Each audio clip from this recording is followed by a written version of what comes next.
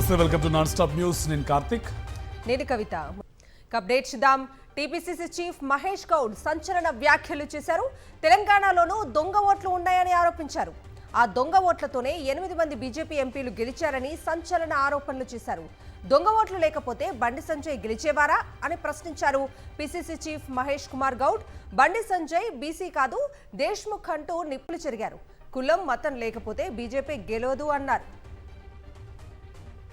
ఎన్నికలు వస్తే దేవుళ్ళు గుర్తొస్తారు, ఎన్నికలు అయిపోతే హిందూ ముస్లిం గుద్దులాట గుర్తొస్తుంది, దయ్యాలు కయ్యాలు పెట్టి గుర్తొస్తుంది. పొద్దున్న లేస్తే కులము మతము లేనిదే బీజేపీ నాయకుడు బండి సంజయ్ గెలుస్తాడా? ఇడ కౌన్సిలర్ నుంచి ఎంపీ ఎట్లయిండు? దొంగ ఓట్లు వేసుకుని అయిండు. కరీంనగర్ లో కూడా ఇలా రాహుల్ గాంధీ ఓట్లు బయట పెట్టినారంటే కరీంనగర్ కూడా దొంగ ఓట్లతోనే గెలిచినట్టుగా నాకు అనుమానం ఉన్నది. ఈ 8 మంది గెలిచిన పార్లమెంట్ సభ్యులు దొంగోట్లతోనే గెలిచారనే అనుమానం నాకున్నది. అది ఎందుకంటే రాహుల్ గాంధీ బయట పెట్టిన రుజువులు చూస్తుంటే ఒక్కొక్కడికి ఓటు జగ్త్యాలు ఉన్నది, కరీంనగర్లు ఉన్నది, చొప్పదండిలు ఉన్నది, వేములవాడలు ఉన్నది. ఎట్లుంటుందయ్యా? పొద్దున్న లేచాడు, 4 నియోజకవర్గాల్లో ఓటేసిండు, అందుకే బండి సంజయ్ గెలిచిండు. లేకుండా బండి సంజయ్ గెలిచే మనిషి లేదు. తనకు తాను బీసీ నాయకుడని చెప్పుకుంటాడు. మిస్టర్ బండి సంజయ్ దేశ్ముఖ్, ఎక్కడ బీసీ అయ్యా నువ్వు? ఇలా ఒక్క మాటన మాట్లాడుతున్నావు బీసీల గురించి? వల్లు గగుర్పుడిచే రీతిలో చోటు చేసుకున్న హైదరాబాద్ బోడుపల్ స్వాతి మర్డర్ కేసులో సంచలన విషయాలు వెలుగులోకొచ్చాయి. అనుమానం పెనుభూతమై నిండు గర్భిణి అయిన భార్య స్వాతిని భర్త మహేందర్ రెడ్డి అత్యంత దారుణంగా హత్య చేసినట్టు మల్కాజ్గిరి డీసీపీ పద్మజారెడ్డి వెల్లడించారు.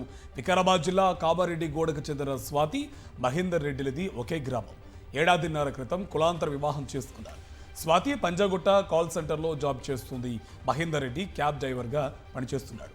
25 రోజుల క్రితమే హైదరాబాద్కు వచ్చి బోడుపల్లోని ఈస్ట్ బాలాజీ హిల్స్లో ఉంటున్నారు.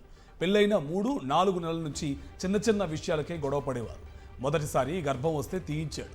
రెండోసారి గర్భం వచ్చినప్పుడు స్వాతిపై ఉన్న అనుమానం మహేందర్ రెడ్డికి పెనుభూతమైంది. అయిన తర్వాత నుంచి బాగా ఇబ్బందులు ఉండడం, గొడవ పడుతూ ఉంటే ఊర్లో కూడా ఒక 498A కేసు ఒకటి రిజిస్టర్ అయింది. ప్రాపర్గా కౌన్సిలింగ్ చేయడం అవన్నీ చేసిన తర్వాత ఇక్కడ వచ్చి ఉంటున్నారు. నెక్స్ట్ మెడికల్ చెకప్ వచ్చి ఈ 27th ఆగస్ట్ రోజు ఉంది. సో దాని గురించి వీళ్ళిద్దరూ గొడవ పడ్డము. మెడికల్ చెకప్ అయిన తర్వాత నన్ను మా పుట్టింటికి పంపించి అక్కడ వదిలేసి రండి అని అడుగుతుంది. సో దాని మీద పెద్ద గొడవ అవ్వడము. 23వ తారీఖు బాగా కొట్టేసి స్ట్రాంగులేట్ చేసి బెడ్ మీద వేసేశాడు. So by the time she fell unconscious. Hacksaw blade Boduppal hardware షాప్లో కొనుక్కొని వచ్చి పెట్టుకున్నాడు. అమ్మాయి head, legs and hands chop చేసేసి చిన్న చిన్న కవర్స్లో ఎవరికి అనుమానం రాకుండా అవి తీసుకెళ్ళి మూసీ నదిలో పాడేయడం జరిగింది. ప్రేమ పేరుతో నమ్మించి తన కూతురుని మహేందర్ పెళ్లి చేసుకున్నాడని మృతురాలి తల్లి వెల్లడించింది. పెళ్లి చేసుకున్నప్పటి నుంచి మానసికంగా వేధిస్తున్నాడని ఆరోపించింది. తమ కూతురికి నరికి చంపిన మహేందర్పై కఠిన చర్యలు తీసుకోవాలని కోరుతోంది తల్లి. పెళ్లి హాస్టల్లోకి వెళ్ళి వచ్చినాక 2-3 రోజులు ఊకే తిరిగిండు. ఫోన్ మాట్లాడితే నాకు దొరికింది, నేను తిట్టినా. దాని తల్లిని గుంజుకొచ్చి అడిగితే నా మొగని కాలు మొక్కింది. తప్పైంది, నా కొడుకులే పెళ్లి చేస్తాం, నీ బిడ్డకు చేయండి అన్నది. మేము సప్పుడు దాక్కున్నాం సార్. పిల్లని ఎత్తుకపోయి పెళ్లి చేసుకున్న సంది ఇదే శిక్షలు. 19 నెలలు అవుతుంది పిల్లని తీసుకుపోయి మాట్లాడనియాడు. దొంగతనానికి ఎప్పుడన్నా ఫోన్ అల్వకుట్ట పెట్టిండు సార్. ఆడు ఇప్పుడు నా బిడ్డను చంపిండు. ఆడు ముక్కలు ఇట్లా చేసిండు.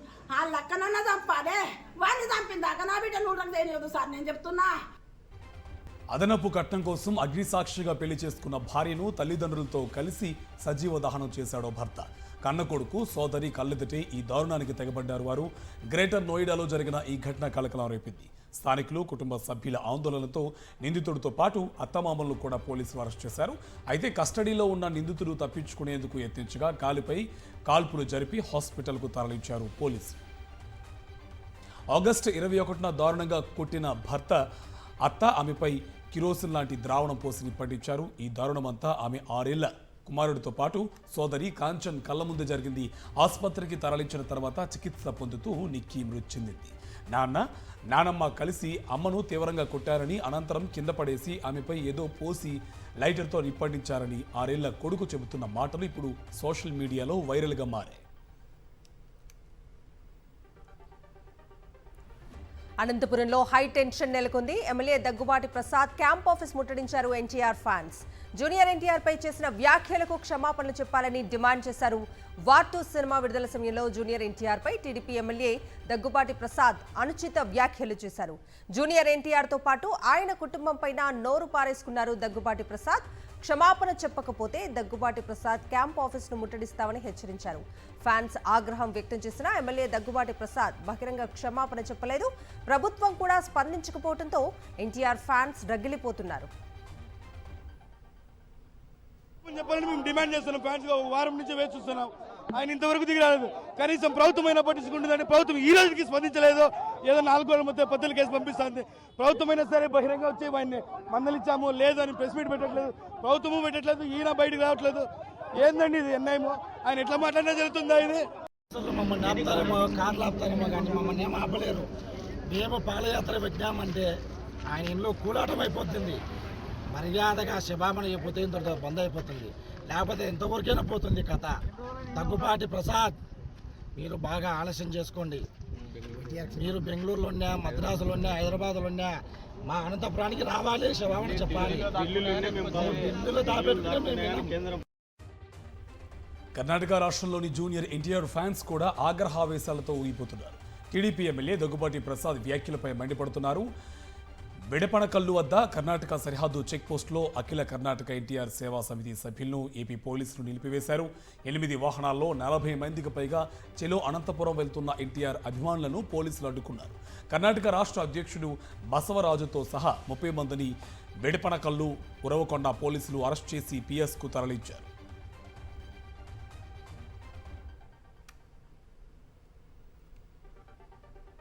తాడేపల్లి వైఎస్ఆర్సీపీ ప్రధాన కార్యాలయంలో జిల్లా ప్రధాన కార్యదర్శులతో అవగాహన సమావేశం జరిగింది. ఈ సమావేశానికి వైఎస్ఆర్సీపీ స్టేట్ కోఆర్డినేటర్ సజ్జల రామకృష్ణారెడ్డి హాజరయ్యారు.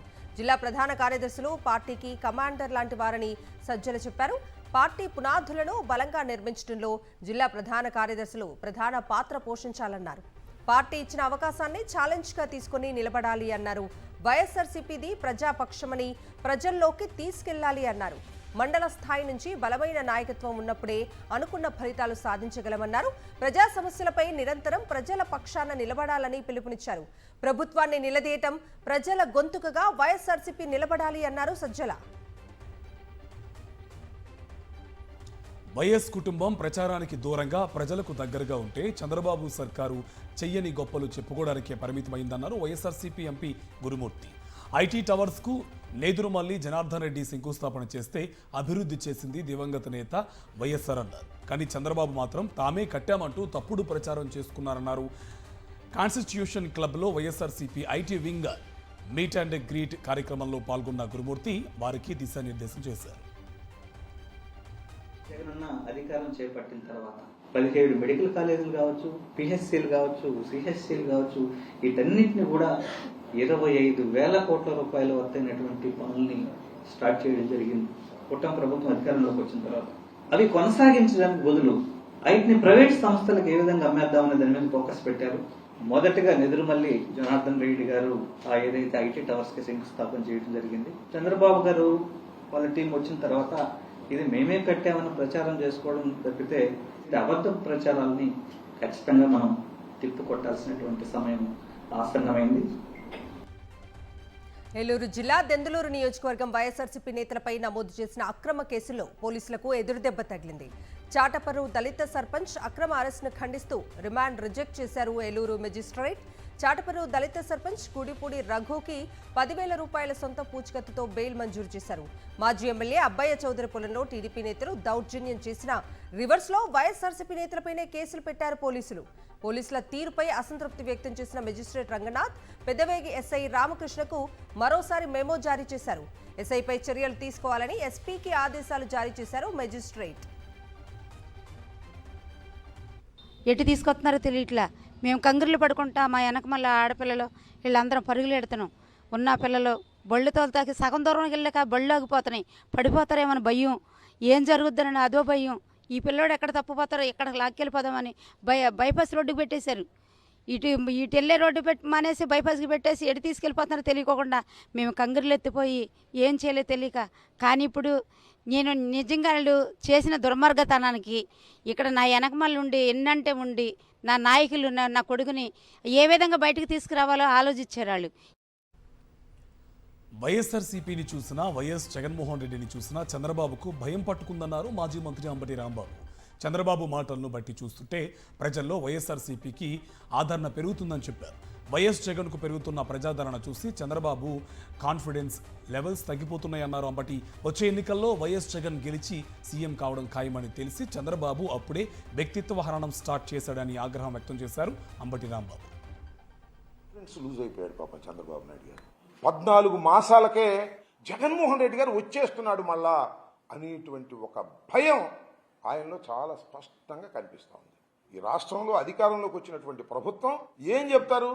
ఆ ప్రభుత్వం చేస్తున్నటువంటి ఘనకార్యాల గురించి లేదా వారు అమలు చేస్తున్నటువంటి సంక్షేమ కార్యక్రమాల గురించి చెప్తారు సహజంగా. నిన్న జరిగినటువంటి ఆ ఉపన్యాసంలో మోర్ దెన్ 50% జగన్మోహన్ రెడ్డి గారిని విమర్శించటమే, జగన్మోహన్ రెడ్డి గారి యొక్క వ్యక్తిత్వం మీద బురద చల్లటమే, మళ్ళా మమ్మల్ని రాకుండా ఎలా చేయాలి అనేటువంటి భావంలోకి వెళ్ళిపోయాడు. అంటే ఒక అభద్రతా భావంలోకి వెళ్ళిపోయాడు. మా కాన్ఫిడెన్స్ లెవెల్స్ పెరిగిపోయాయి.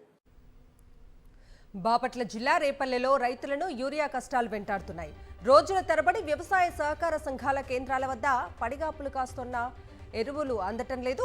ప్రతిరోజు క్యూ లైన్లలో వేచి ఉండటమే కానీ యూరియా మాత్రం అందటం లేదని రైతులు ఆగ్రహం వ్యక్తం చేస్తున్నారు. Urea urgent. వీళ్ళ దగ్గరేమో 20 డిఏపి అమ్ముతున్నారు. ఆ డిఏపిలో యూరియా కలపాలి. యూరియా కలపాలంటే ఇక్కడ అందతల్లా. బయట కొట్టుల దగ్గరికి వెళ్తేనే అక్కడ అంతంత మాత్రంగా ఉంటుంది. వాళ్ళు 350 రేట్ అంటున్నారు. తిరుపతిలో భూ భాగోతానికి తెరతీశారని ఆరోపించారు టీటీడీ మాజీ చైర్మన్ భూమన కరుణాకర్ రెడ్డి. అత్యంత పవిత్రమైన టీటీడీ ల్యాండ్ను టూరిజానికి ఇవ్వడమేంటని ప్రశ్నించారు. టీటీడీ స్థలాన్ని టూరిజానికి ఎందుకు ఇస్తున్నారో చంద్రబాబు, బీఆర్ నాయుడు సమాధానం చెప్పాలని డిమాండ్ చేశారు భూమన. భూమిని మీరెందుకు ఇవ్వాల్సి వచ్చింది? దీని మీద హిందూ ధర్మం కోసమని అనేక మంది ఉద్యమాలు చేసే వాళ్ళందరూ కూడా దీని మీద పోరాటాలు చేయాలా? ఇది ధర్మం మీద దాడి. దేవుడి భూమిని వాణిజ్య పరంగా మార్పిడి చేస్తున్నారు. అజెండాలో చాలా స్పష్టంగా additionally the proposed land is classified as ఇరామ్ land అని కూడా అజెండాలో ఉన్నది. ఓబరాయ్ హోటల్ కోసమని 4.5 కిలోమీటర్ల దూరం నుంచి 2 కిలోమీటర్ల దగ్గరకు జరిపినారు. విజయవాడలో రైతు సంఘాల సమన్వయ సమితి ఆధ్వర్యంలో సమావేశం జరిగింది. రాష్ట్ర ప్రభుత్వం అన్యాయంగా సేకరిస్తున్న భూముల అంశంపై సమావేశంలో చర్చించారు. రైతు పోరాట నేతలు, రైతు సంఘాల నాయకులు ఈ మీటింగ్లో పాల్గొన్నారు. కరేడులో 3 పంటలు పండే భూములను ప్రైవేట్ కంపెనీకి కట్టబెట్టాలని ప్రభుత్వం చూస్తోందని విమర్శించారు. 3 పంటలు పండించేటటువంటి భూముల్ని బలవంతంగా ఇండోసోల్ సోలార్ కంపెనీకి అప్పజెప్పాలి, కట్టబెట్టాలి అనేటటువంటి ప్రయత్నాన్ని రాష్ట్ర ప్రభుత్వం చేస్తూ ఉంటే అక్కడ కరేడు గ్రామ రైతులు 50 మంది కూడా ఒకే మాటతో వాళ్ళు గ్రామ సభ జరిగినప్పుడు కూడా వేలాది మంది హాజరయ్యి మేము ఇవ్వము, మాకు అంగీకారం లేదు అని చెప్పటమే కాదు, గ్రామసభ తీర్మానంగా కూడా నమోదు చేయించినటువంటి ఘనత కరేడు రైతులకు ఉన్నది. అనకాపల్లి జిల్లా పోలీసులపై మరోసారి నోరు పారేసుకున్నారు స్పీకర్ అయ్యన్న పాత్రుడు. కొత్తకోట సీఐ, ఎస్ఐలపై బూతులతో విరుచుపడ్డారు. పోలీసులపై అసభ్య పదజాలం వాడారు. దొంగపూడి గ్రామదేవత పండగ సందర్భంగా ఈ ఘటన జరిగింది. స్పీకర్ వెళ్లే సమయంలో పక్కన ఎస్కార్ట్ లేకపోవడంతో ఆగ్రహం వ్యక్తం చేశారు. స్పీకర్ తీరుపై పోలీసు అధికారులు అసంతృప్తి వ్యక్తం చేస్తున్నారు.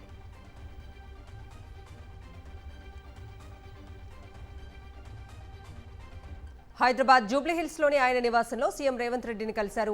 దర్శక నిర్మాతలు, కార్మికుల సమస్యను పరిష్కరించినందుకు దర్శక నిర్మాతలు ధన్యవాదాలు తెలిపారు.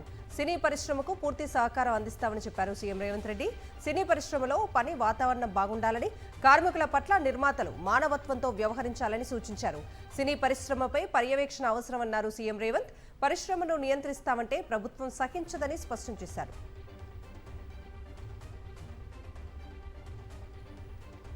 కమ్యూనిస్టు దిగ్గజం సురవరం సుధాకర్ రెడ్డి అంతిమయాత్ర ముగిసింది. తెలంగాణ ప్రభుత్వ అధికారిక లాంఛనాల అనంతరం మగ్దూమ్ భవన్ నుంచి ప్రారంభమైన అంతిమయాత్ర గాంధీ మెడికల్ కళాశాల వరకు కొనసాగింది.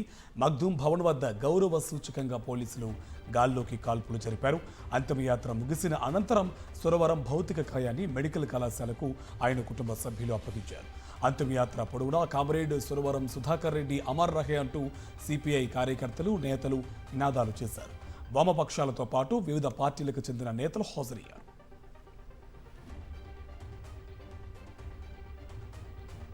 కామ్రేడ్ సురవరం సుధాకర్ రెడ్డి పార్థవ దేహానికి వైఎస్ఆర్సీపీ నేతలు నివాళులర్పించారు. మాజీ ఎంపీ మేకపాటి రాజమోహన్ రెడ్డి, ఎంపీలు వైవి సుబ్బారెడ్డి, అయోధ్య రామరెడ్డి నివాళులర్పించారు. సిపిఐకి ప్రజలకు సురవరం ఎంతో సేవ చేశారని కొనియాడారు. ఆయన సేవలు మరువలేనివన్నారు. సురవరం సుధాకర్ రెడ్డి కుటుంబ సభ్యులకు ప్రగాఢ సానుభూతి తెలిపారు వైఎస్ఆర్సీపీ నేతలు.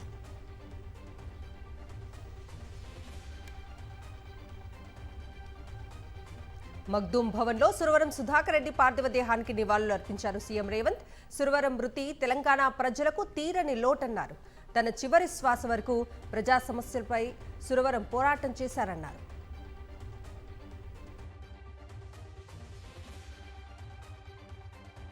కామ్రేడ్ సుధాకర్ రెడ్డి గారి మరణం పేదలకు, అదేవిధంగా బహుజనులకు సిద్ధాంతపరమైన రాజకీయాలను శ్వాసగా పీల్చుకునే ప్రతి ఒక్కరికి తీరని లోటు. కాంగ్రెస్ పార్టీ పక్షాన ముఖ్యంగా మా జిల్లా వాసిగా మా జిల్లాకే వన్నె తెచ్చిన ఒక గొప్ప నాయకుడు ఈనాడు సురవరం సుధాకర్ రెడ్డి గారు ఆ పాలమూరు జిల్లాకు వన్నె తెచ్చిండ్రు. సీఎం రేవంత్ రెడ్డికి కేటీఆర్ సవాల్ విసిరారు. తన పాలనకు రెఫరెండంగా ఉప ఎన్నికలకు వెళ్లే దమ్ముందా అని ప్రశ్నించారు. పార్టీ మారిన ఎమ్మెల్యేలు రాజీనామా చేసి గెలవాలని డిమాండ్ చేశారు కేటీఆర్. శేర్లింగంపల్లి బీఆర్ఎస్ విస్తృత స్థాయి సమావేశంలో ఈ మేరకు సీఎం రేవంత్ రెడ్డికి సవాల్ విసిరారు కేటీఆర్. నిజంగానే కాంగ్రెస్ ప్రభుత్వం బీఆర్ఎస్ ప్రభుత్వం కంటే గొప్పగా పనిచేస్తే, నిజంగానే నీ 6 గ్యారెంటీలు అమలైపోతే, నిజంగానే మొత్తం సుభిక్షమైపోతే హైదరాబాద్ మహానగరం పేదలందరూ సంతోషంగా ఉంటే తెలుసుకుందాం 10 మందితో రాజీనామా పెట్టి ఎవలేందో దూద్ కా దూద్ పానీ కా పానీ రాజుగా చూసుకుంటే అయిపోతుంది. రేవంత్ రెడ్డి కేసీఆర్ ప్రజలు డిసైడ్ చేస్తారు. అంతేనా? పొట్టోడిని ఎత్తి పొడుగోడు కొడితే పొడుగోడిని ఎత్తి పోషమ్మ కొడుతుంది. అంటే దేవుడు ఉంటాడు, చూస్తాడు. ఇట్లా లుచ్చా పనులు చేసే ఏ నాయకుడినైనా బరాబర్ మడత పెట్టి కొట్టే రోజులు తప్పకుండా వస్తాయి. రాష్ట్రంలో పారిశుద్ధ్యం పడికేసిందని విమర్శించారు మాజీ మంత్రి హరీష్ రావు. గ్రామాల్లో తాగడానికి ముందు ఫుల్ కానీ ఆసుపత్రుల్లో మందులు నీళ్లని ఎద్దేవా చేశారు. సిద్దిపేట జిల్లా తిమ్మాపూర్లో డెంగ్యూ వ్యాధితో మృతి చెందిన ఇద్దరి కుటుంబాలను పరామర్శించారు.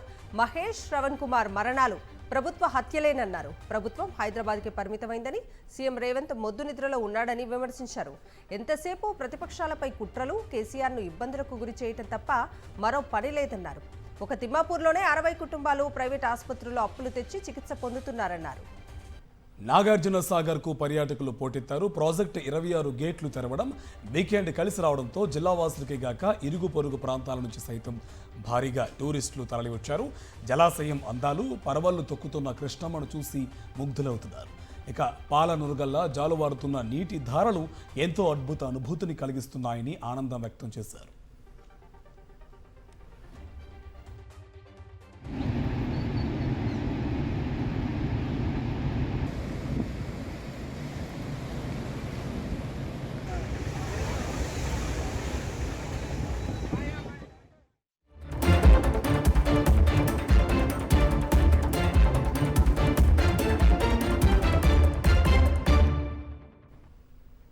నేషనల్ అప్డేట్స్ చూద్దాం. ప్రజా సమస్యలపై చర్చించడానికే చట్టసభలున్నాయి కానీ రాజకీయ లబ్ధి పొందేలా వ్యవహరించడానికి కాదన్నారు కేంద్ర హోంమంత్రి అమిత్ షా. విపక్షాల కారణంగా ఇటీవల పార్లమెంట్ సమావేశాలు సజావుగా సాగలేదని, ఇది ఏమాత్రం ఆమోదయోగ్యం కాదన్నారు. ప్రజా సమస్యలపై నిష్పక్షపాతమైన చర్చలు జరపడానికి చట్టసభలను వేదికగా మార్చుకోవాలన్నారు ఆయన. ఢిల్లీలో జరిగిన ఆల్ ఇండియా స్పీకర్ సమావేశంలో ఈ వ్యాఖ్యలు చేశారు Amit Shah.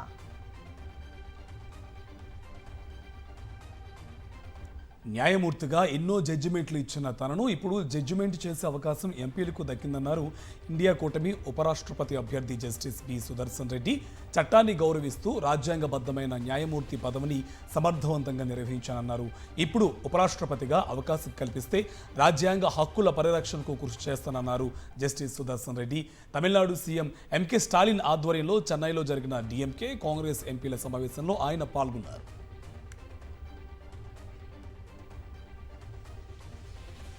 Operation సింధూర్తో air defence సత్తా చాటిన భారత్ ఇప్పుడు మరో ఘనత సాధించింది. సమీకృత గగనతల రక్షణ వ్యవస్థను ఒడిశా తీరంలో డిఆర్డీఓ విజయవంతంగా పరీక్షించింది. భూ ఉపరితలం నుంచి గగనతలంలోని లక్ష్యాల్ని రెప్పపాటులో ధ్వంసం చేసే అత్యాధునిక క్షిపణి వ్యవస్థ ఇది. షార్ట్ రేంజ్ ఎయిర్ డిఫెన్స్ సిస్టంతో పాటు హై పవర్ లేజర్ ఆధారిత ఆయుధాలు కలిగిన ఈ వ్యవస్థ భారత గగనతలాన్ని మరింత సురక్షితంగా మార్చనుంది.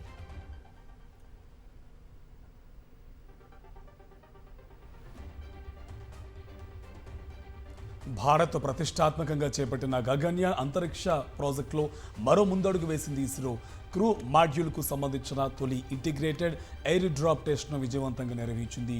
వాయుసేన, నౌకాదళం, డిఆర్డీఓ, కోస్ట్ గార్డుల సంయుక్త సహకారంతో ఈ పరీక్షలు చేపట్టింది.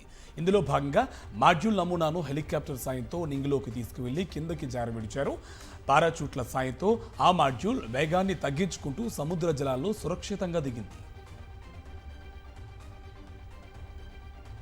బీహార్ ఓటర్ల లిస్టులో వింత వైనాలు వెలుగు చూస్తున్నాయి. 1950లలో భారత్లోకి ప్రవేశించిన 2 పాకిస్తానీ మహిళలు బీహార్లో ఓటర్లుగా నమోదు చేసుకున్నట్లు బయటపడింది. దీనిపై కేంద్ర హోంమంత్రిత్వ శాఖ దర్యాప్తు ప్రారంభించింది.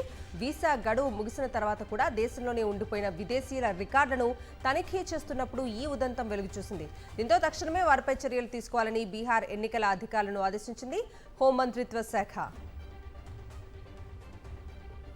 ఉత్తరప్రదేశ్ రాజకీయాలు రసవత్తరంగా మారాయి. సమాజ్వాదీ పార్టీ నుంచి బహిష్కరణకు గురైన ఎమ్మెల్యే పూజాపాల్కు కౌంటర్ ఇచ్చారు ఎస్పీ చీఫ్ అఖిలేష్ యాదవ్. ఇంతకాలం తమ పార్టీలో ఉన్న ఆమెకు ఎప్పుడు ప్రమాదం ఎందుకు రాలేదన్నారు. పూజాపాల్ను తమకు అనుకూలంగా మార్చుకున్న బీజేపీ తమ పార్టీకి వ్యతిరేకంగా ఆరోపణలు చేయిస్తోందన్నారు. ఆమె ప్రాణాలకు ఎలా ముప్పు ఉందో తెలుసుకోవాల్సిన అవసరం ఉందని, దీనిపై కేంద్ర ప్రభుత్వం విచారణ జరిపించాలని డిమాండ్ చేశారు అఖిలేష్ యాదవ్. పారిశ్రామికవేత్త అనిల్ అంబానీకి కష్టాలు పెరుగుతున్నాయి. దివాలా తీసిన రిలయన్స్ కమ్యూనికేషన్ అకౌంట్లను స్టేట్ బ్యాంక్ ఆఫ్ ఇండియా ఇప్పటికే ఫ్రాడ్గా ప్రకటించింది. తాజాగా బ్యాంక్ ఆఫ్ ఇండియా సైతం కంపెనీ అకౌంట్స్ మోసపూరితమని తేల్చి చెప్పింది. ప్రముఖ పారిశ్రామికవేత్త అనిల్ అంబానీ పేరు సైతం ఈ కేసులో చేర్చింది. రెగ్యులేటరీ ఫైలింగ్స్ ప్రకారం బ్యాంక్ ఆఫ్ ఇండియా కూడా ఈ రుణ ఖాతాను మోసపూరితంగా ప్రకటించింది. రాజస్థాన్ రాష్ట్రాన్ని భారీ వర్షాలు కుదిపేస్తున్నాయి. గత కొన్ని రోజులుగా అక్కడ ఎడతెరిపి లేకుండా వర్షాలు పడుతున్నాయి. జైపూర్లోని చారిత్రక అమర్ ఫోర్ట్కు చెందిన 200 అడుగుల పొడవైన గోడ కుప్పకూలింది. గోడలోని ప్రధాన భాగం వర్షాలకు కొట్టుకుపోయింది. రాజస్థాన్లో ఎడతెరిపి లేని వర్షాలకు లోతట్టు ప్రాంతాలు చెరువులను తలపిస్తున్నాయి. వరద నీటితో రహదారులు నదుల్లా మారాయి. సామాన్య ప్రజా జీవనానికి తీవ్ర అంతరాయం కలుగుతోంది. జమ్మూ కాశ్మీర్లో భారీ వర్షాలు బీభత్సం సృష్టిస్తున్నాయి. కొన్ని రోజులుగా కురుస్తున్న వర్షాలకు పలుచోట్ల కొండ చర్యలు విరిగిపడుతున్నాయి. పలు ప్రాంతాల్లో భారీ వర్షాలు, వరదలు బీభత్సం సృష్టిస్తున్నాయి. ఈ వరదల కారణంగా కతువా జిల్లాలోని జమ్మూ పఠాన్కోట్ హైవేకి సమీపంలో ఉన్న సహార్ఖడ్ నది ఉప్పొంగింది. దీంతో ప్రధాన వంతెన కుంగింది. మరికొన్ని చోట్ల రహదారులు ధ్వంసమయ్యాయి. రష్యాపై దాడులు చేసేందుకు యుక్రెయిన్కు మరింత సహకారం అందిస్తోంది అమెరికా. యుక్రెయిన్ గగనతల రక్షణ సామర్థ్యాన్ని పెంపొందించుకునేందుకు మరో 3,350లకు పైగా ఎక్స్టెండెడ్ రేంజ్ అటాక్ మ్యూనిషన్ మిసైల్స్ను అందించేందుకు డొనాల్డ్ ట్రంప్ అంగీకరించినట్టు తెలిపింది అంతర్జాతీయ మీడియా సంస్థ.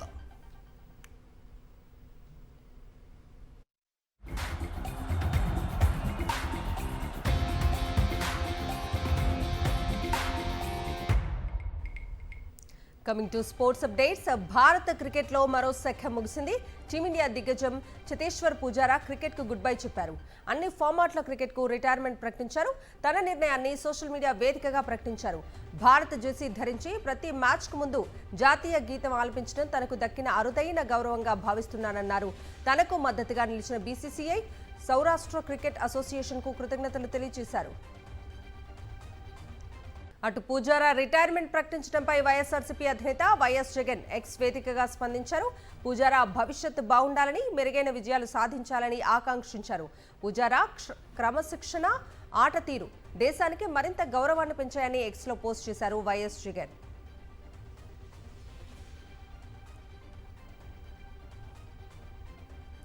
టీమిండియా మాజీ కెప్టెన్, బీసీసీఐ మాజీ బాస్ సౌరవ్ గంగూలీ క్రికెట్లో మరో కొత్త జర్నీని ప్రారంభించాడు.